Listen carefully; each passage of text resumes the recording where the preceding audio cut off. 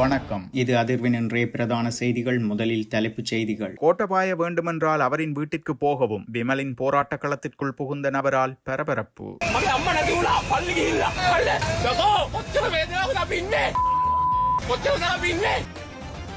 Easter தாக்குதலுக்கு முன்னர் கத்தோலிக்க தேவாலயங்களில் சுரேஷ் சாலை செய்த சம்பவம் அம்பலம். தன்னை கைது செய்ய வேண்டாம் என கூறி சிரேஷ்ட பிரதி போலீஸ் மா அதிபர் ரிட் மனு தாக்கல். போலீசாரை கேலி செய்து டிக்டாக் காணொலி, சிக்கிய சாகச பைக் சாரதிகள். வெளிநாட்டவர்களை ஏமாற்றி பணம் பறித்த கணவன் மனைவி மற்றும் மைத்துனன் யாழில் கைது, விசாரணையில் வெளியான திட்டம். ஜனாதிபதி நீதியரசர்களுக்கு லஞ்சம் வழங்க முயற்சிக்கிறார். இஞ்சியை கொடுத்துவிட்டு மிளகாயை வாங்கியது போன்ற செயலாகும். ரோஹண விஜயவீர சஹ்ரானின் பிள்ளைகளைப் போல் பிரபாகரனின் மகனை ஏன் பாதுகாக்கவில்லை? ரவுப் ஹக்கீம் சபையில் கேள்வி. What happened to Rohana Vijayveera? He was killed in the similar fashion, but his children and family was saved. பிரபாகரனுடைய மகன் கொலை உண்டிருப்பாராக இருந்தால், கொலை செய்யப்பட்டிருப்பாராக இருந்தால் அது விசாரிக்கப்பட்டாக வேண்டும். What happened? Even Zahran's daughter was saved. அடுத்தடுத்து ஊழல் மோசடி குற்றச்சாட்டுகளில் சிக்கும் முன்னாள் அரசியல் புள்ளிகள். சான் விஜயலால் டி சில்வா கைது, பிறப்பிக்கப்பட்ட உத்தரவு. வயிற்றிற்குள் மறைத்து வைத்திருந்த ஐஸ் போதைப் பொருள் பொதி வெடித்ததில் சொகுசு பேருந்து சாரதிக்கு நேர்ந்த அவலம். காலி முகத்திடல் கடலில் அடித்து செல்லப்பட்ட மாணவர்கள், தேடுதல் நடவடிக்கை தீவிரம். யாழ்ப்பாணம் போதனா வைத்தியசாலையில ட்ரக் ஸ்டோர் எரிஞ்சிருக்கு. நான் காலமா கத்தி சொன்னான். 10 வருஷம் 15 வருஷமா ட்ரக் ஸ்டோர்ல இருக்கிற ட்ரக் முழுக்க நொதர்ன் ஹாஸ்பிடல்ல கொண்டு போய்தான் டாக்டர் கிருஷாந்தி, டாக்டர் சத்யமூர்த்தி ஆக்கள் சிசிடிவி கேமரா முழுக்க ஒரு கிழமைக்கு முன்ன வேலை செய்யல நிப்பாட்டி இருக்கிறாங்க. உங்களோட சிஐடி என்ன செய்தோ எனக்கு தெரியல. யாழில் ஆய்வு செய்யும் நெதர்லாந்து தொல்லியல் திணைக்கள அதிகாரிகள். 2025ஆம் ஆண்டுக்கான சாதாரண தர பரீட்சை பெறுவது தொடர்பில் வெளியான தகவல். இளைஞர்கள் கடத்தப்பட்ட விவகாரம், முன்னாள் கடற்படை தளபதிக்கு அழைப்பானை.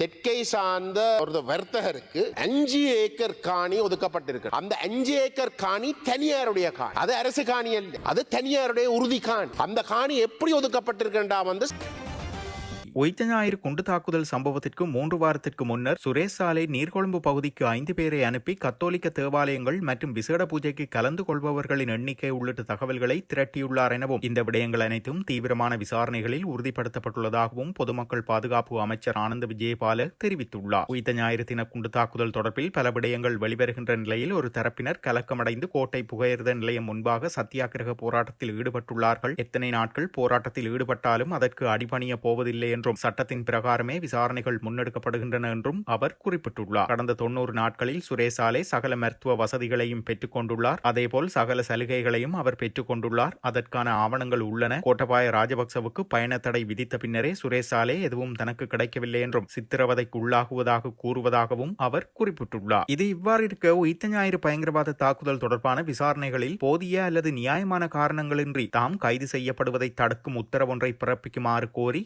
சிரேஷ்ட பிரதி காவல்துறை மா அதிபர் வருண ஜெயசுந்தர மேன்முறையீட்டு நீதிமன்றத்தில் பேராணை மனு ஒன்றை தாக்கல் செய்துள்ளார். காவல்துறை திணைக்களத்தின் சிரேஷ்ட அதிகாரியான வருண ஜெயசுந்தர இந்த தாக்குதல் சம்பவங்கள் தொடர்பில் குற்றப்புலனாய்வு திணைக்களத்தினால் முன்னெடுக்கப்பட்டு வரும் விசாரணைகளில் தம்மை கைது செய்வதற்கான சாத்தியக்கூறுகள் காணப்படுவதை கருத்தில் கொண்டே இந்த தற்காப்பு சட்ட நடவடிக்கையை மேற்கொண்டுள்ளார். இதேவேளை உயிர்த்த ஞாயிறு பயங்கரவாத தாக்குதல் குறித்து தற்பொழுது முன்னெடுக்கப்பட்டு வரும் புதிய விசாரணைகள் மற்றும் அதற்கு பொறுப்பான அரசு அதிகாரிகளின் செயற்பாடுகளுக்கு எதிர்ப்பு தெரிவித்து எதிர்க்கட்சிகளை பிரதிநிதித்துவப்படுத்தும் சில அரசியல் கட்சிகளின் தலைவர்கள் மற்றும் உறுப்பினர்களால் கொழும்பு கோட்டை புகையிரத நிலையத்திற்கு முன்பாக ஆரம்பிக்கப்பட்டிருந்த சத்தியாகிரக போராட்ட முகாமிற்கு நபர் ஒருவர் சென்று தனது வேதனையை வெளிப்படுத்தி இருந்ததாக கூறப்படுகிறது. அவர் அங்கு கூறுகையில், மிலேச்சத்தனமான ஈஸ்டர் தாக்குதலில் என்னுடைய அம்மா இறந்து விட்டார். இப்போது உண்மை வெளியாகும் போது இவர்களால் பொறுத்துக் கொள்ள முடியவில்லை. கோட்டபாய ராஜபக்ச மீண்டும் உங்களுக்கு வேண்டுமென்றால் நீங்கள் அவருடைய வீட்டிற்கு போங்கள் என அங்கு சத்தமிட்டிருந்ததாகவும் கூறப்படுகிறது.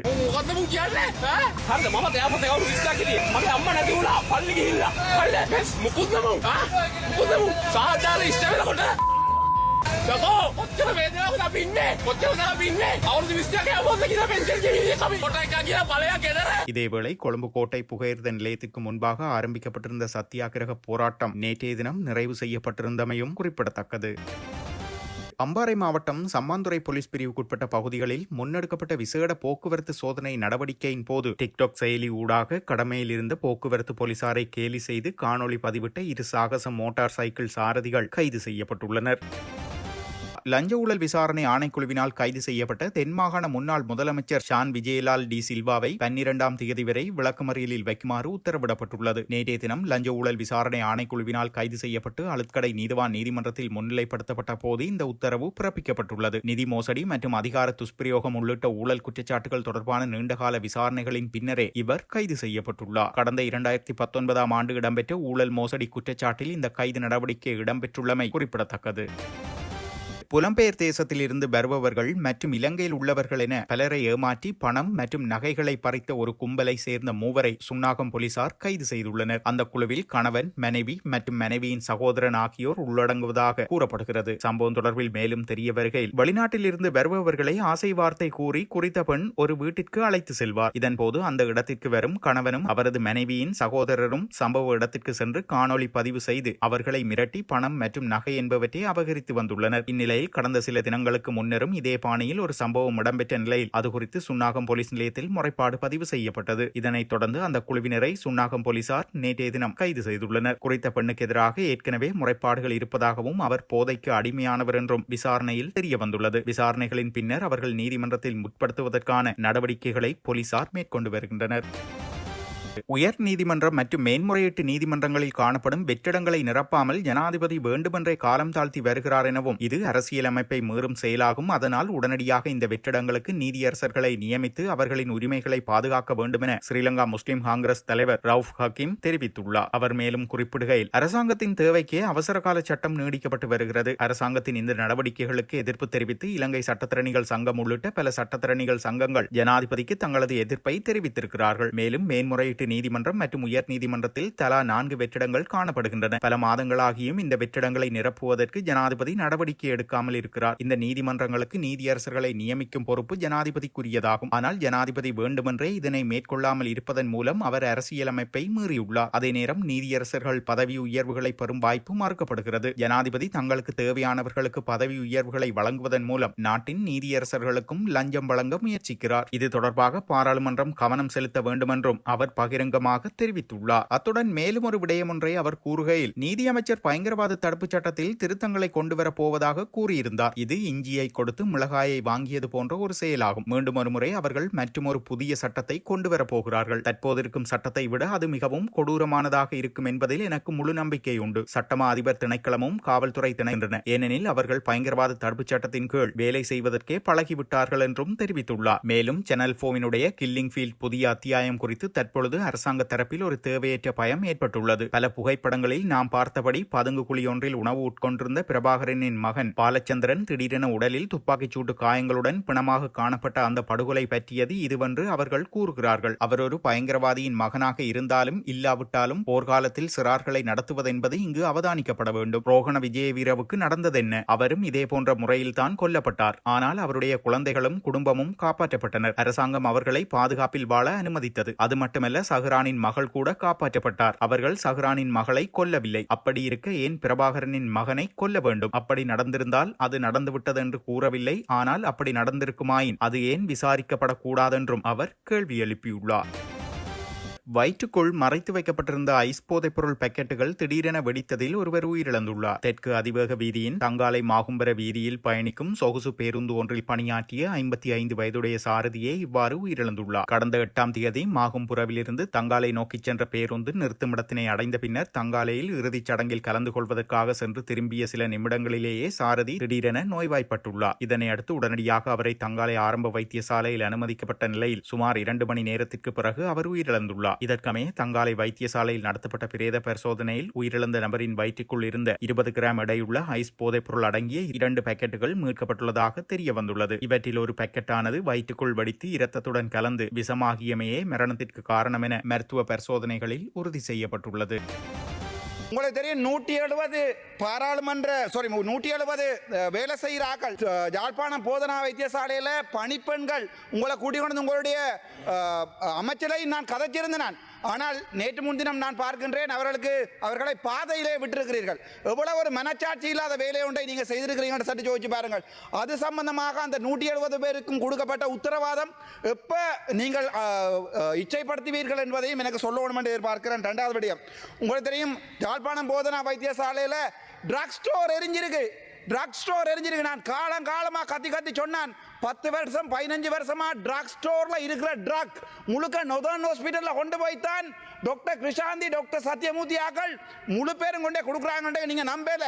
கடைசியா நீங்க சுவஸ்தா போட போன நேரத்தில் ட்ரக் ஸ்டோர் எரிச்சிருக்காங்க. சிசிடிவி கேமரா முழுக்க ஒரு கிழமைக்கு முன்னம் வேலை செய்யல நிப்பாட்டி இருக்கிறாங்க. உங்களோட சிஐடி என்ன செய்தோ எனக்கு தெரியல ஐயா. பத்தாக்குறை தெல்லிப்பட வைத்தியசாலையில் அந்த வைத்தியசாலையில் அப்பாயின்மெண்டே இல்லாத கிருஷாந்தி என்கிற டாக்டர் ஜனாதிபதி செயலகத்தில் உங்கள்ட்ட கடிதம் அடிக்கப்பட்டிருக்கிற சுகாதார அமைச்சில் அந்த வைத்தியருக்குரிய நடவடிக்கையும் அவ காசு சேர்த்ததுக்குரிய நடவடிக்கையும் நன்றி ஐயா, நடவடிக்கை எடுக்க சொல்லி. ஆனால் நீங்கள் விசாரணை ஆரம்பித்திருக்கிறீர்கள், மிக மெதுவாக நடக்கிறது. சிஐடியிலே முறைப்பாடு செய்யப்பட்டிருக்கிறது. அதே நேரத்தில் வந்து பிரதமர் சொல்லியிருக்கிறார் அதுக்குரிய நடவடிக்கை எடுக்கப்படும். அதை நான் எதிர்பார்க்க நீங்கள் செய்வீங்க. அதை விட உங்களுக்கு என்ன சொல்ல விருப்பம், மாஞ்சோலை வைத்தியசாலையில் ஒரு குழந்தை பிள்ளை சேர்த்தது, அதனுடைய போஸ்ட்மார்ட்டம் ரிப்போர்ட் கூட இன்று வரைக்கும் வரையில. எத்தனையோ விடயங்கள் வடக்கு மாநிலத்தில் இருந்து எனக்கு இந்த சுகாதார அமைச்சிலே சுகாதார அமைச்சரையும் சுகாதார பிரதி அமைச்சரையும் மிகப்பெரிய நம்பிக்கை இருக்கிறது. ஆனால் உங்களுக்கு கீழே வேலை செய்கிறார்கள் மிக சிங்களுக்கு என்ன களவங்கர்ல. கொழும்பு காலி முகத்திடல் கடலில் நீராட சென்ற 3 மாணவர்கள் கடல் அலையில் அடித்துச் செல்லப்பட்டதாக காவல்துறையினர் தெரிவித்துள்ளனர். குறித்த சம்பவம் நேற்று இடம்பெற்றுள்ளது. இதுகுறித்து தெரிய வருகையில் மாளிகாவத்தை பகுதியிலிருந்து வருகை தந்த சுமார் 15 வயதுடைய பாடசாலை மாணவர்கள் குழு ஒன்றை இந்த சம்பவத்திற்கு முகம் கொடுத்துள்ளது. 6 பேரடங்கிய குழு ஒன்று இவ்வாறு காலி முகத்திடலில் கடலில் இறங்கியதாக குறிப்பிடப்படுகிறது. அவர்களில் 3 இவ்வாறு அலைகளில் சிக்கியுள்ளனர். எவ்வாறாயினும் இதில் 2 மீட்கப்பட்டுள்ளதாகவும் இருவரில் ஒருவரின் நிலைமை கவலைக்கிடமாக உள்ளதாகவும் தெரிவிக்கப்படுகிறது. இந்நிலையில் காணாமல் போனவரை தேடி கடற்படை சுழியோடிகள் விசேட தேடுதல் நடவடிக்கை ஒன்றை ஆரம்பித்துள்ளனர்.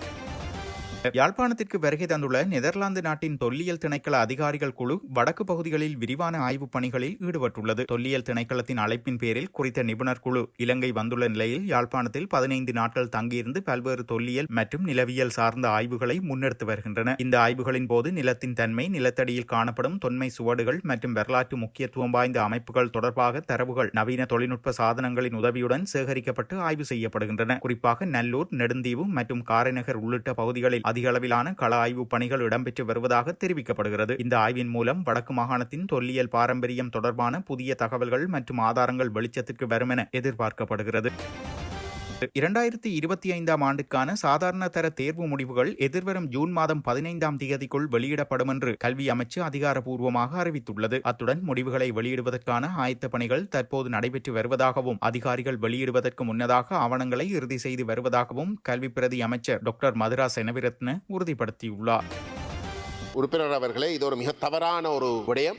தமிழ் பிரதேசங்களில் வந்து அந்த பிரதேசத்துடைய வீதாசாரங்களை, இன வீதாசாரங்களை மாற்றி அமைப்பதற்கு கடந்த 75 வருஷமாக மாறி வந்த அரசாங்கங்கள் நடவடிக்கை எடுத்ததால தான் இந்த இனப்பிரச்சனையை வந்து பெருசாக வடித்தது. அது இந்த அரசாங்கத்துக்கு நன்றாக தெரியும். இந்த அரசாங்கம் ஆட்சிக்கு வருவதற்கு முதல், தேசிய மக்கள் சக்தி ஆட்சிக்கு வருவதற்கு முதல், அவ்வகையிலே இதுக்கு முதல் ஆட்சியில மாறி இருந்த அனைத்து அரசாங்கங்களும் நடந்து கொண்டது தவறுன்றதையும் கூட ஒப்புக்கொண்டார். அப்படிப்பட்ட ஒரு நிலையில வந்து இந்த 244 பேருக்கு நிரந்தரமாக்குறதுக்கு இதுவரை இனவாத ரீதியாக இதுக்கு முதல் இருந்த அரசாங்கங்கள் செயல்பட்டது தமிழ் மக்களுக்கு பாதிப்புகளை ஏற்படுத்துற வகையில செயல்பட்டது என்ற குற்றச்சாட்டை இந்த அரசாங்கம் அவர்கள் மீது முன்வைச்சு கொண்டிருக்கின்ற சூழல்ல இதுக்கு முதல் இருந்த அரசாங்கங்கள் செய்யாத ஒரு மிக தவறான ஒரு இனவாதமான செயலை இந்த அரசாங்கம் வந்து செய்வதற்கு நடவடிக்கை எடுப்பது வந்து பொருத்தம்.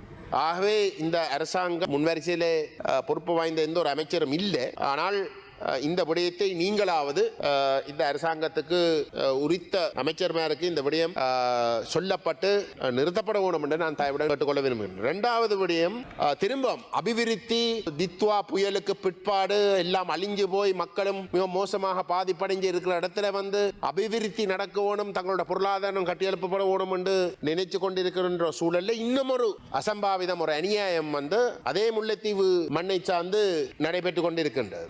இப்போ அந்த முல்லைத்தீவில் வந்து கிட்டத்தட்ட தனியார் காணி கொக்குத்துடவாய்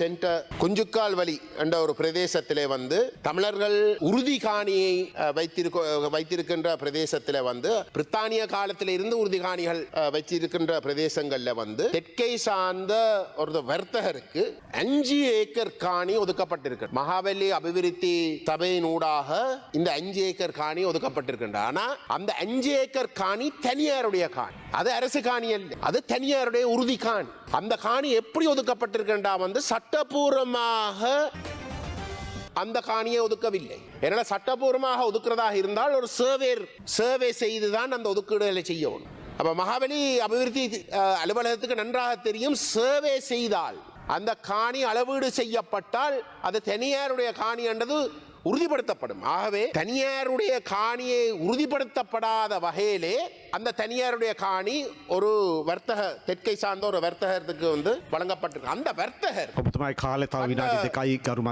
கண்ட பிப்ரவரி மாதம் அந்த வர்த்தகர் வந்து மேலதிகமாக 15 ஏக்கரையும் வந்து பிடிச்சு அவர் அந்த பிரதேசத்தை ஆக்கிரமித்து வந்து இன்றைக்கு ஒரு உப்பளம் ஒன்றை வந்து நடத்துவதற்கு நடவடிக்கை. தனியார் காணி கௌரவ உறுப்பினர் அவர்களே, அந்த தனியாருக்கு தான் வழங்கப்பட வேண்டுமே தவிர உறுதி காணி அந்த உரித்தான உறுதிக்காரருக்கு திரும்பவும் வழங்கப்பட வேண்டுமே தவிர இவ்வகையில வந்து அநியாயம் செய்கிற வகையிலே அபிவிருத்தி என்ற பேர் பயன்படுத்தி ஒரு மிக தவறான ஒரு செயல். அந்த மண்ணை சாரா அந்த மண்ணோட எந்த விதமான சம்பந்தம் இல்லாதவருக்கு வந்து ஒதுக்குறது வந்து தவறு. அதுவும் ஒதுக்கின 5 ஏக்கர் தனியார் காணி மேலதிகமாக வந்து அவர் 15 ஏக்கர் ரிசர்வ் காணி. என்னத்துக்கு ரிசர்வ்? அங்க வந்து மேங்க்ரோவுக்காக வந்து நடத்துவதற்கு வந்து ரிசர்வ் பண்ணப்பட்ட காணி, மேய்ச்சல் தரைக்கு வந்து ரிசர்வ் பண்ணப்பட்ட காணி அனைத்துமே வந்து நேச்சர் ரிசர்வ்ஸுக்குள்ளேயும் ஃபாரஸ்டுக்குள்ளேயும் வரும். சாதாரண ஒரு தமிழ் பொதுமகன் அந்த நிரந்தர குடி அந்த ஃபாரஸ்ட் டிபார்ட்மெண்ட்ல ரிசர்வ் பண்ணப்பட்ட காணிக்குள்ள வந்து கால் வச்சாலே வந்து நீதிமன்றத்துக்கு வழக்கு. ஆனால் இங்க வந்து அந்த மண்ணை சாராத செல்வாக்கை பயன்படுத்தி அந்த இடத்துக்கு காணி ஒதுக்குறதுக்கு ஒரு நடவடிக்கை மேற்கொண்டவர் எல்லா சட்டங்களையும் தன்னுடைய கைக்கு எடுத்துக்கொண்டு நடந்து கொள்றதையும் அனுமதிக்கிறால் வந்து அதுக்கு ஒரு அநியாயம் இருக்க முடியாது. கௌரவ உறுப்பினராகவே உடனடியாக நிப்பாட்டப்பட வேண்டும் என்று நான் உங்களிடம் உரித்த அமைச்சரிடம் இந்த விஷயம் அனுப்பப்பட்டு நடவடிக்கை எடுக்க வேண்டும் என்று நான் தயவுடன் கேட்டுக்கொள்ள விரும்புகிறேன். கொழும்பு மற்றும் அதனை சுற்றியுள்ள பகுதிகளில் 11 இளைஞர்கள் கடத்தப்பட்டு கட்டாயமாக காணாமலாக்கப்பட்டதாக கூறப்படும் சம்பவம் தொடர்பில் கடற்படையின் முன்னாள் தளபதி அட்மிரல் ரவீந்திர விஜயகுணவர்த்தன சந்தேக நபராக பெயரிடப்பட்டுள்ளார். இந்த சம்பவம் தொடர்பான விசாரணைக்காக எதிர்வரும் ஜூன் மாதம் 27ஆம் தேதி கொழும்பு கோட்டை நீதவான் நீதிமன்றத்தில் முன்னிலையாகுமாறு அவருக்கு நீதிமன்ற அழைப்பாணை விடுக்கப்பட்டுள்ளது. இந்த வழக்கு 2008 மற்றும் 2009ஆம் ஆண்டுக்கு இடையில் நடந்ததாக கூறப்படும் தொடர்ச்சியான கடத்தல் சம்பவங்கள் தொடர்பானதென்றும் கூறப்படுகிறது. இத்துடன் செய்திகள் நிறைவடைகின்றன. மறக்காமல் அதிர்வு சேனலை லைக் மற்றும் சப்ஸ்கிரைப் செய்து கொள்ளுங்கள்.